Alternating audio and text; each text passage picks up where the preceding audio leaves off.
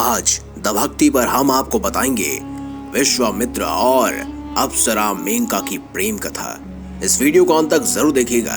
अगर अभी तक आपने द भक्ति को सब्सक्राइब नहीं किया तो देर किस बात की, अभी द भक्ति को सब्सक्राइब अवश्य करें। आप देख रहे हैं द भक्ति। भयानक वन में एकांत में बैठे ऋषि विश्वामित्र तपस्या में लीन थे।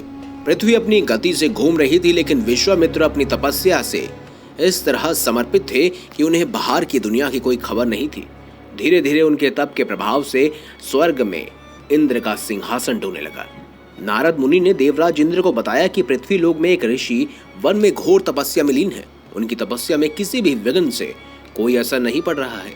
यह सुनकर इंद्र को अपने इंद्रासन यानी कि इंद्र लोक की सत्ता जाने का भय सताने लगा। इंद्र ने स्वर्ग की सबसे खूबसूरत अप्सरा मेनका को बुलाया और उसे धरती पर जाने का आदेश दिया। इंद्र को पूरा विश्वास था कि विश्वामित्र मेनका की खूबसूरती से ऐसा खो जाएंगे कि अपनी तपस्या ही छोड़ देंगे। कई कई सालों से तपस्या में बैठे विश्वामित्र का शरीर पत्थर की तरह कठोर हो चुका था। उन पर मेनका की उपस्थिति या खूबसूरती का कोई असर नहीं पड़ा। वो काम को अपने वश में कर चुके थे। मेनका में वे सभी गुण थे जो मृत्यु लोक में एक नारी में होने चाहिए। इसके अलावा सुंदरता की मूरत अप्सरा मेनका अपने पास में ही आकर्षण का केंद्र लेकर घूमती थी। लेकिन ऋषि के तप को भंग करना आसान कार्य नहीं था। कामदेव ने भी विश्वामित्र पर अपने तीर चलाए। इस योजना में मेनका और इंद्र का साथ उन्होंने ही दिया। आखिरकार कामदेव के कामुक तीरों का जादू ऋषि विश्वामित्र पर चल गया। वह मेनका के रूप और सौंदर्य की ओर आकर्षित हुए और तपस्या से उठ गए। विश्वामित्र के हृदय में मेनका के लिए प्यार के अंकुर फूटने लगे। अप्सरा मेनका जिस योजना के साथ धरती पर आई थी वो काम तो सफल हो गया, लेकिन ऋषि की तपस्या भंग हो चुकी थी।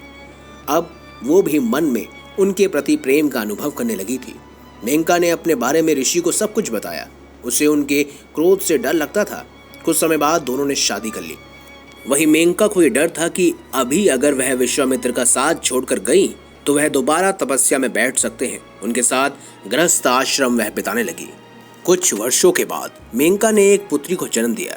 अब सन्यासी विश्वामित्र पूरी तरह से गृहस्थ बन चुके थे। मेनका अपनी नन्ही पुत्री के साथ खेल रही थी कि तभी देवराज इंद्र प्रकट हुए। देवराज ने मेनका को याद दिलाया कि वे कोई साधारण स्त्री नहीं बल्कि स्वर्ग की अप्सरा है।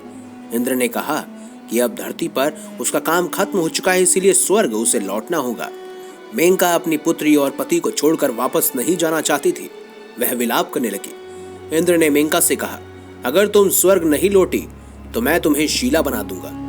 मेनका ने इसके बाद ऋषि विश्वामित्र को ये बात बताई तो वह स्वर्ग लोक की अप्सरा है, तो उनकी तपस्या भंग करने के लिए देवताओं ने ही उन्हें धरती पर भेजा। ये सुनकर विश्वामित्र बहुत दुखी हुए। मेनका ने अपनी पुत्री को वहीं छोड़कर उनसे विदा ली।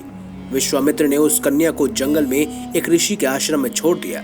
बाद में वही कन्या शकुंतला नाम से जानी जाने लगी। दोस्तों, ये थी स्वर्ग से आई देवराज इंद्र की एक अप्सरा मेनका और दूसरी तरफ थे महान ऋषि विश्वामित्र। अगर आपको हमारी ये खास जानकारी, ये वीडियो अच्छी लगी है तो इस वीडियो को लाइक करें, हमारे चैनल को सब्सक्राइब करें और ज्यादा से ज्यादा शेयर भी करें। मिलेंगे अगली बार एक नई खास वीडियो के साथ। तब तक के लिए बहुत बहुत धन्यवाद। देखते रहिए द भक्ति।